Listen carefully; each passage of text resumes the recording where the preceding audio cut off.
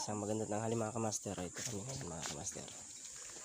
Kung saan pinahila ko sa kanila yung aming kalakal. At ating susundan na.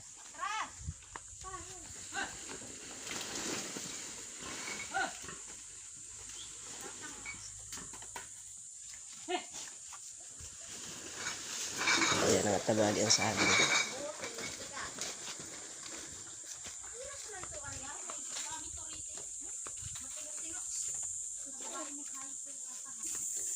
Pwede pa silang gagaling nila mag-ano ng kalabaw. Ayan. Pangpawa mga adult lamang. Pensya na po sa mga kapanood ng mga kabataan. Ayan.